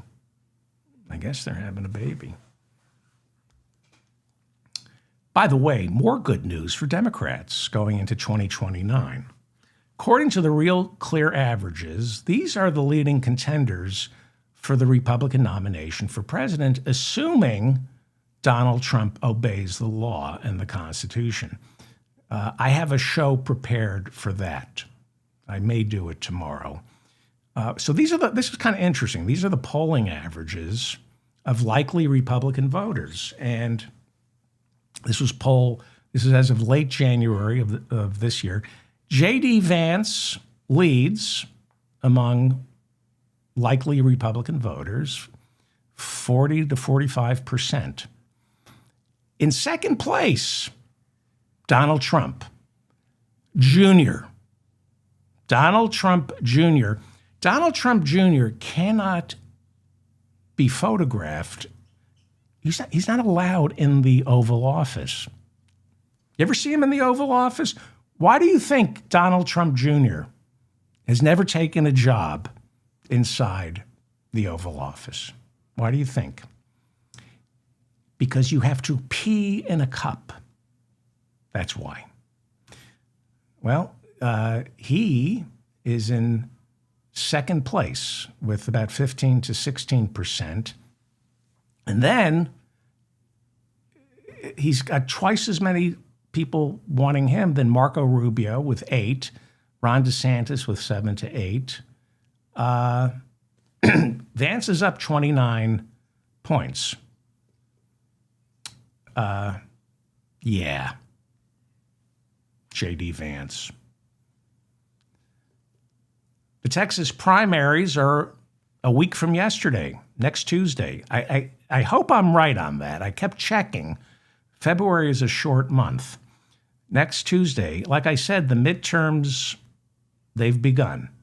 And Texas House Republican Tony Gonzalez is facing calls from members of his own party to quit before the election after reports surfaced of a possible affair with a staffer who ended up committing suicide. The staffer committed suicide in September of last year after her husband found explicit text messages that were exchanged between the staffer and Congressman Gonzalez. Gonzalez said he is being blackmailed by the husband's attorney, who demanded $300,000 for the husband to sign a non-disclosure agreement. Gonzalez has earned the wrath. This is kind of sad. I'm being serious.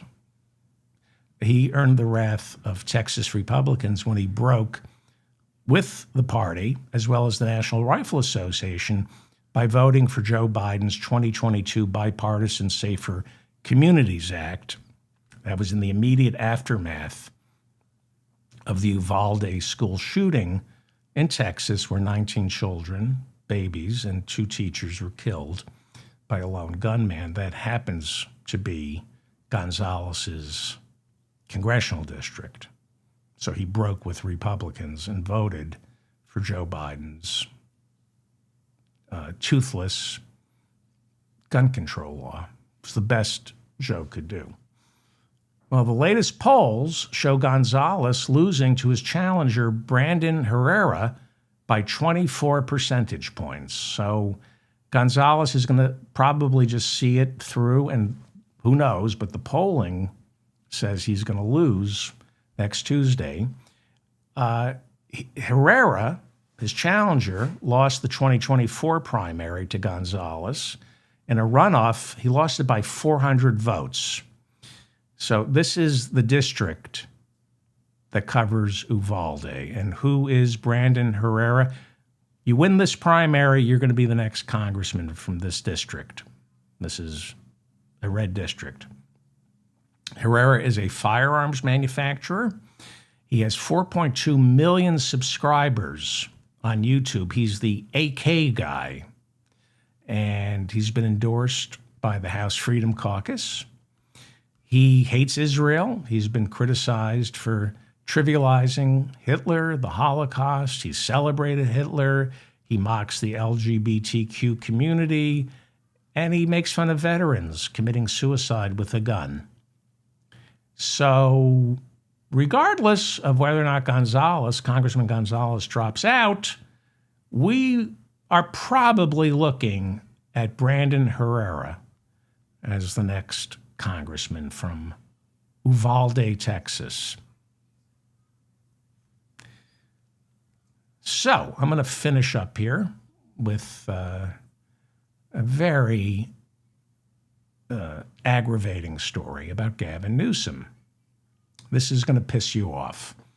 So he is the Democratic governor of California, and he will have played a major role in the Democrats winning back control of the House of Representatives if that happens come November. You might recall when Texas began redrawing its maps on orders from Donald Trump to create 5 reliably red congressional districts. When Texas began doing it, Newsom, the governor, Democrat of California, warned Greg Abbott the governor of Texas, don't do it, because I'll respond in kind. I'll create 5 new reliably blue congressional districts to cancel out your reliably red congressional districts. Texas didn't think Democrats would do something like that. Newsom did it the right way. He took it to the people on Election Day last November with Prop 50, also known as the Election Rigging Response Act. And that Proposition 50 asked California voters, would you support giving Democrats in the state legislature the right to redraw the maps, congressional maps, in order to respond to Texas's congressional maps? It was a tit for tat. It was offering tat to Greg Abbott's droopy tit.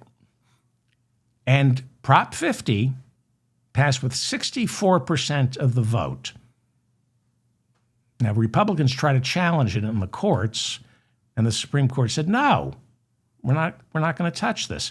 So Gavin Newsom, I have problems with him, but he's going to be on the ballot going into the midterms. He's not running for anything. In fact, he won't be a governor a year from now. He's term limited out. And the timing couldn't be perfect for him to launch a run for president. It's perfect. Midterms end. He's a lame duck. There's a new governor who's been elected, California governor. And so he sets up shop in New Hampshire, South Carolina, right after the midterms. Maybe he'll even try for Iowa, even though Democrats have marginalized Iowa. It used to be part of the nominating process, but the 2020 Iowa caucuses were a debacle, and so they're kicking off. They haven't decided yet, but they seem to want to turn South Carolina into the Iowa, which gives black voters more pull. So Newsom, I like him. He didn't do socialized medicine in California, even though he had the votes. He had a bill. It was ready to go. He had an opportunity to turn California into the first state that offered single payer. Didn't do it. Wasn't interested. He's a terrific politician. You know, they did a recall on him. Remember that? Didn't work. He knows how to fight politically, and he's a thorn in Trump's side. I don't think there's any politician better, more fearless when it comes to taking on Donald Trump. So the question is, suppose Trump's not on the ballot. Then do we need Gavin Newsom? I mean, if somehow Trump is running, maybe Newsom. Maybe. But there's a problem with the map. The electoral map is pretty much set. There are just a few swing states. In California, having a candidate from California adds nothing to the map for Democrats. We know California is going to go blue, no matter who. So you got to add new real estate to the map. You know, Kennedy picked Lyndon Johnson because Johnson brought Texas. Clinton was from Arkansas, and he picked Gore from Tennessee because he knew the North, the Democrats have the North. We need the South.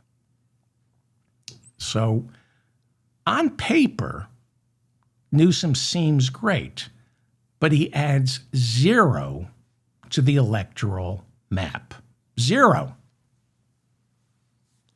I say, if you want to win, if you just want to win, you got to start looking at Roy Cooper, who was the Democratic governor of North Carolina up until January of last year. He is now running for the Senate seat vacated by Republican Thom Tillis. This Senate seat is starting to look flippable, and it's got Republicans scared. Here is Donald Trump. Now, I know I'm going to play you Donald Trump. Here he is last week. Here he is talking to soldiers stationed at Fort Bragg in North Carolina. Here is Donald Trump doing what no commander-in-chief has ever done before because he's not allowed to. But Trump did it anyway. He went before soldiers and politicked. A president is not supposed to be political when it comes to our armed services, but that didn't stop J.D. Vance, who was vice president. He turned a speech before the Marines in San Diego into an attack on Democrats.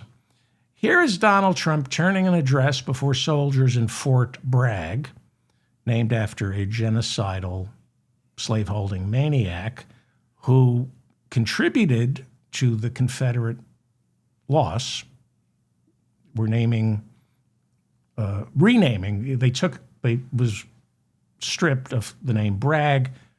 Hegseth brought it back. Not a good general. It was a Confederate general. Helped lose the war. But here is Donald Trump down in North Carolina at Fort Bragg, turning his speech before the soldiers into a campaign stop. Remember, everyone in this audience takes their orders from Trump. He is their commander-in-chief.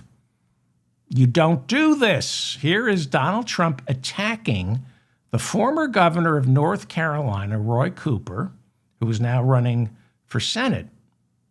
Democrat. He's running for Senate in North Carolina. Looks like he could flip the seat blue.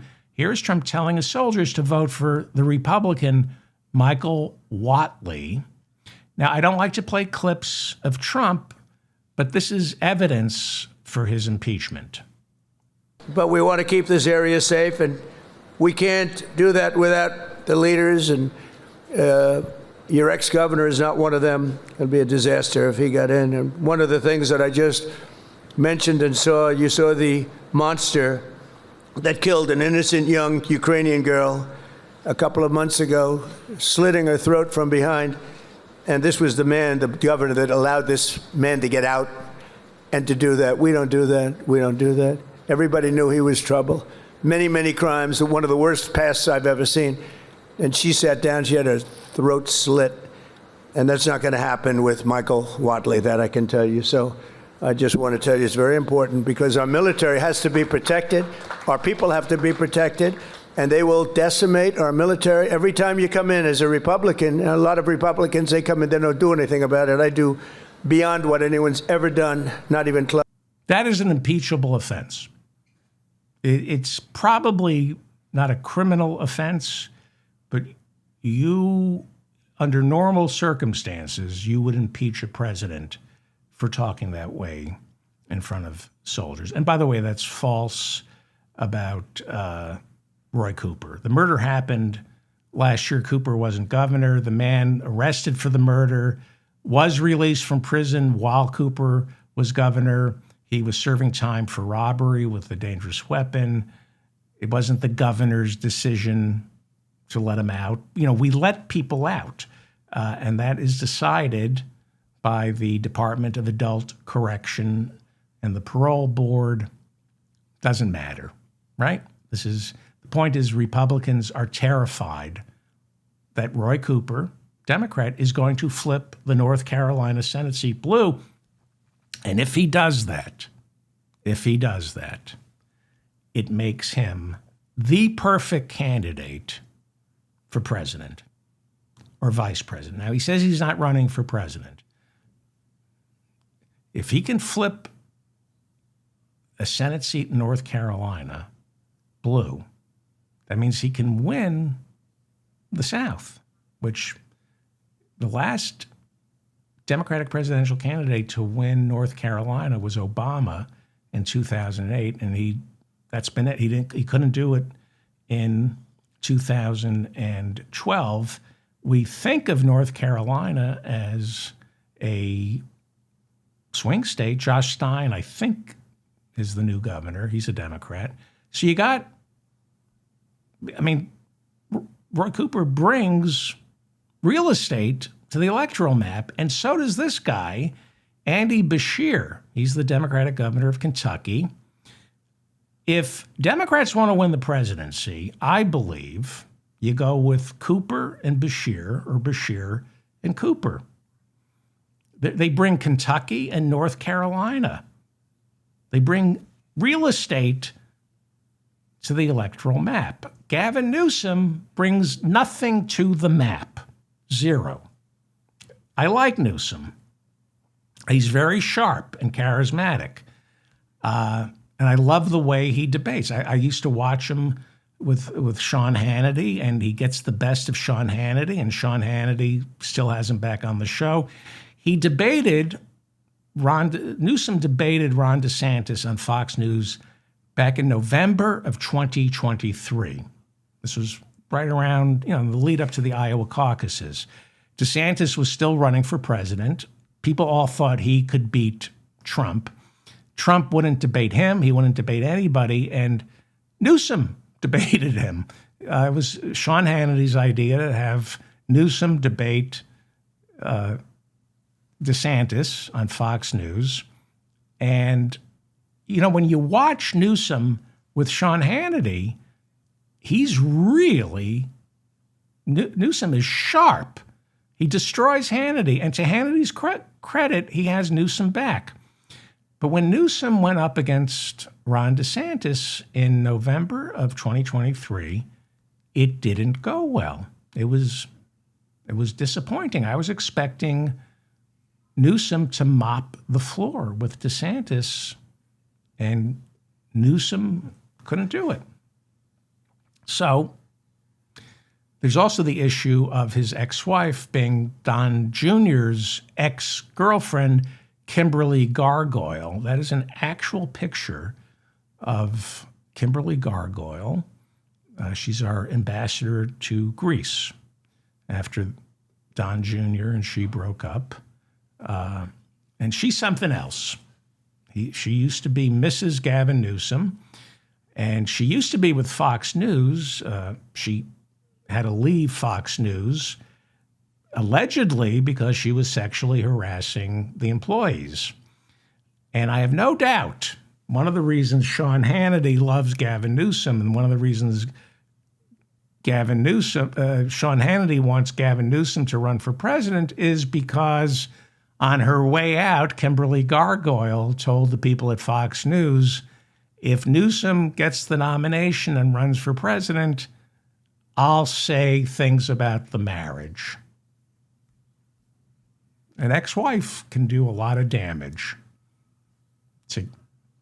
I wouldn't want I've had some ex-wives. I wouldn't want Kimberly Gargoyle as an ex-wife while I'm running for president. I like Gavin Newsom. I would vote for him in a heartbeat. He's a lightning rod. He invites it. And I like that about him. And now, this is where I get really upset. I save this for the end because it makes my head explode. He's being accused of racism. The chair of the Republican Party in California said Newsom should be embarrassed for what he said to a black audience while promoting his new book, Young Man in a Hurry. He said it during an interview at the Rialto Center for the Arts in Atlanta, Georgia. He was being interviewed by Atlanta's Democratic black mayor, Andre Dickens. And Newsom, right now, is the subject of what the black mayor of Atlanta has called MAGA manufactured outrage. So I'm just going to go over this for a second. So one of the reasons I keep an irregular schedule is I like to check my facts. I'm not trying to be holier than thou, but I don't like to do a show unless I triple check everything. And I invite my listeners to correct me. I don't want to be wrong. I am wrong, but I don't want to be wrong. Go over some things here and to show you how careless, in the true sense of the word, where people say things and they couldn't care less whether it's true, and they don't correct themselves. So here's the accusation. Newsom is accused of saying to, this is the accusation, Newsom is accused of saying to a black audience, as well as the black mayor of Atlanta, an all-black audience, he said, I think it was Sunday night, he said, because of my, this is how they're spinning it, because of my dyslexia, I'm like you. I'm no better than you. I can't read. I'm like you. And so the Republican attack machine, you don't need AI. You don't need artificial intelligence. You need lack of intelligence. You just need enough stupid Americans to believe the Republican attack machine, which lacks all critical thinking. All critical thinking. They've recut it or repurposed it and reframed what I think was a beautiful and emotional moment where Gavin Newsom talked about his dyslexia.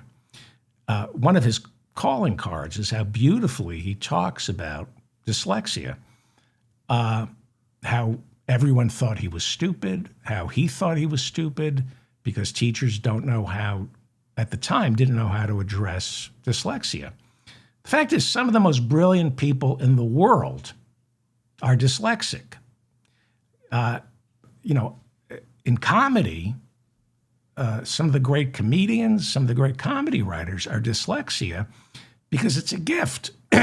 It's a challenge, but it allows you to see things differently and better. So if you're lucky enough to have teachers and parents, dyslexia can be, it's got to be very tough, but it can be turned into a gift to the world, not just for you, but for the world. But you need the right teaching and parenting, and you need a social safety net. So I'm going to play you the clip in its entirety for a second. I almost put my fist through a wall. That's why I'm saving this for the last. So what was cherry-picked was Newsom talking to the black mayor of Atlanta, saying to him, I'm dyslexic. I can't read. I'm not better than you. And then he turned to the crowd and said, I'm like you. I'm no better than you. And Republicans jumped on this, insisting that Newsom said to a crowd of black people, I can't read. I'm just like you. Well, first of all, the crowd was mostly white. And you could see, I'll play you, the mayor's eyes were welling up as Newsom talked about his dyslexia. I'll play you the clip. It's touching. It actually, I'm not going to play you the last part. The last part choked me up, actually. It doesn't matter what Newsom said. As far as the attack machine is concerned, he told a crowd of black people, I'm just like you because I can't read.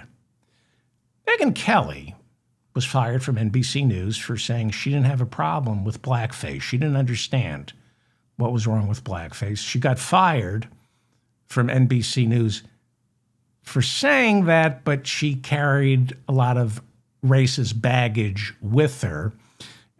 She should have been fired from Fox News before she came to NBC when she told kids Jesus and Santa are white, they're not black. She said, that's a fact. Now get over it. Megyn Kelly has trafficked in racist dog whistles and outright racism for 2 decades. I played clips of her talking about how great Nick Fuentes is, the Nazi, the self-professed Nazi, Nick Fuentes. She said, we need to listen to him. He's got some bright ideas. So she immediately went after Gavin Newsom. And I'm just going to read you her quote. She said on her show, unbelievable. I mean, very obvious in its racism.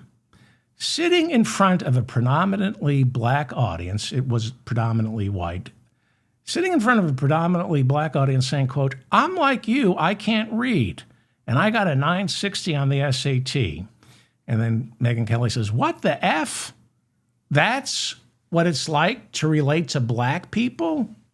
You're dumb, you bomb tests, and you cannot read?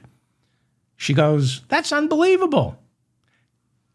And then she says, that's actually what he said. Like you kind of can't believe it until you hear it outright. No, that's not actually what he said. You didn't hear it outright. She's got, a million listeners? She's not going to issue a correction. She's going to move on.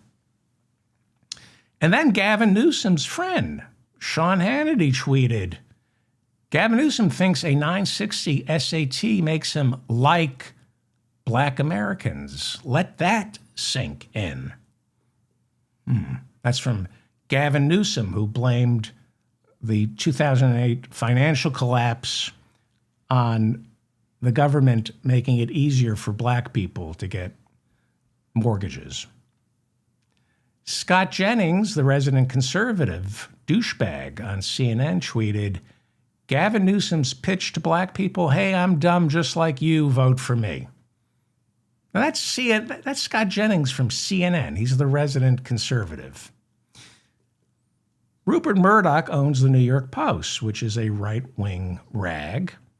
Sometimes it's fun to read, and he just launched the California Post. It's the New York Post for California. He's hoping the California Post will have the same effect on Los Angeles that the New York Post has had on New York City, which is making stupid people even dumber. That's the goal. Rupert Murdoch, who gave us Fox News. So this is from the editorial page of Rupert Murdoch's new California Post.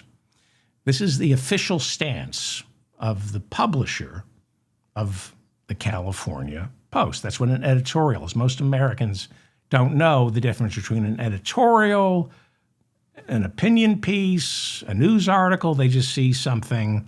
If somebody writes something that's liberal in the New York Times on the opinion page, the op-ed, but people go, the New York Times is too liberal.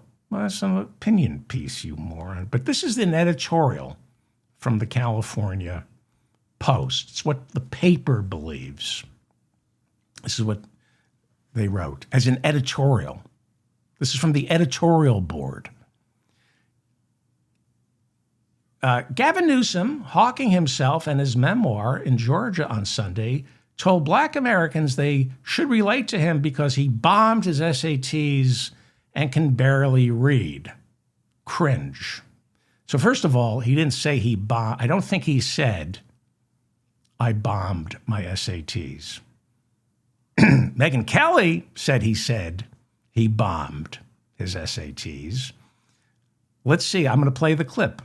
I think Megyn Kelly read this New York Post editorial and believed it and said and repeated the phrase bombed my SATs. Let's see if maybe he said I bombed my SATs.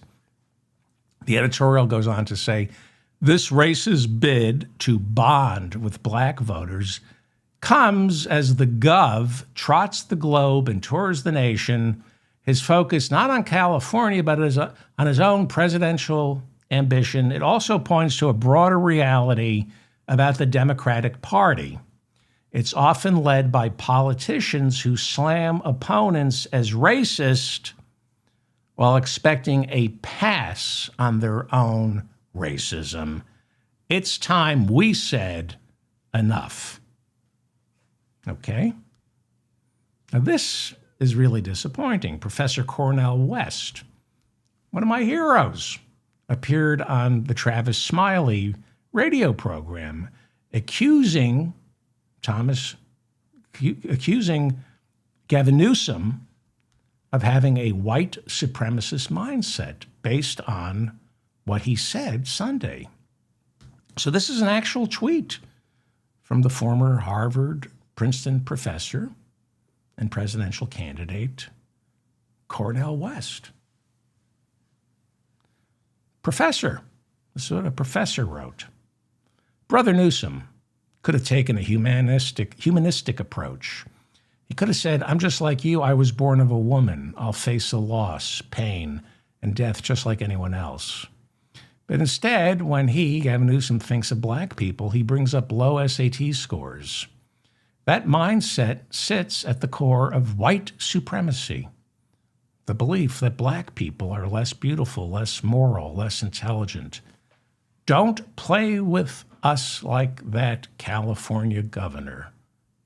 And then he says, hashtag truth, justice, and love. Truth? Truth? Truth? Let me play you. Shame on you, Cornel West. That was not the truth. And as a former Harvard and Princeton professor, before you commit something to writing, you should check to see if it's true. I believe we're going to give you an F.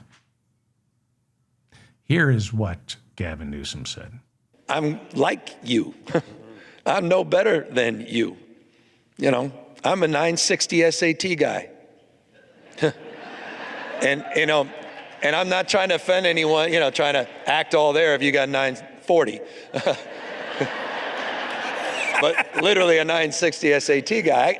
I cannot, you've never seen me read a speech because I cannot read a speech. Maybe the wrong business to be in. You know, my dyslexia, I haven't overcome dyslexia. I'm living with it. You know, I was the guy in the back of the classroom and my head down, just praying the teacher didn't call on me. I went through, I mean, I think I lost count of how many schools I had to go to. Okay, so he didn't say I bombed the SATs.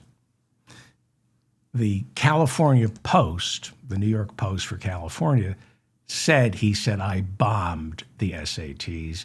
And then Megyn Kelly said he bombed the SATs, which means Megyn Kelly never bothered to actually find out what Gavin Newsom said. She just read the lies in the California Post and said he bombed the SATs. I could play you more, but I don't want to cry. Yeah. So they took a beautiful moment, and this is what.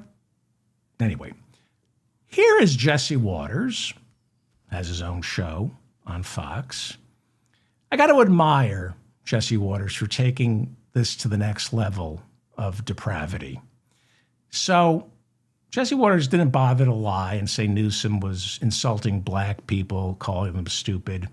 Jesse Waters said this. I don't want a president who scores poorly. I don't want a president who struggles to read. I want a really smart president. Now, Gavin says... Okay. That's what he said about people with dyslexia. Jesse Waters is saying people with dyslexia are stupid. He said, I want a really smart president, not somebody who can't read. As I keep telling you, people with dyslexia, not all of them, but many of them are some of the most brilliant people in the world. And I know that because I've been doing this as a podcast for 17 years, and I correspond with my listeners, many of whom are dyslexic. They are oral, A-U-R-A-L, oral learners. They learn mostly through their ears and not through reading. And when you learn through your ears, it stays with you forever. People process information differently. Can you imagine? Does Jesse Waters have children? Would you allow your child to call somebody with dyslexia stupid? I mean, dear Lord. They never, this is a television network. Nobody ever talked this way on national television before. Even at the height of Strom Thurmond and George Wallace, maybe on local television, but nobody talked this way on national television before. So Jesse Waters, Fox News, says people with dyslexia, people who can't read, are stupid. Jesse should be careful about biting the hand that feeds him, because if it weren't for people who couldn't or refused to read, there would be no Fox News. And if there were no Fox News, no other organization on the planet would hire this pasty-assed burlap sack of effluvium in a coat and tie named Jesse Waters. I am David Feldman, reminding you to stay strong and protect the weak. This was an exceptionally long show. I don't want to do long shows. This went too long. Okay. You know, if I don't get to certain things, I explode. So anyway, thank you for listening. As you know, it's getting harder and harder to find this show for reasons I don't want to get into. So if you want to help me out, please share this with like-minded people. If you're, please subscribe to my podcast. Please subscribe to my newsletter. Please subscribe to my YouTube channel. And if you're watching me on YouTube, hit the notification bell, because that way you find out when my latest show is. I keep an irregular schedule because I don't want to get things wrong. And I'm a one-man band. I'm not a one-man band. I can't afford to hire anybody. So I think that's it, right? Okay. I don't think I'm going to do a show. I don't know when my next show is. It's probably in 24 hours. Hit the like button, brush your teeth, comb your hair, and be nice to people. Unless they don't deserve it. Be mean to bad people. Maybe I shouldn't say that. I don't know. I'm done.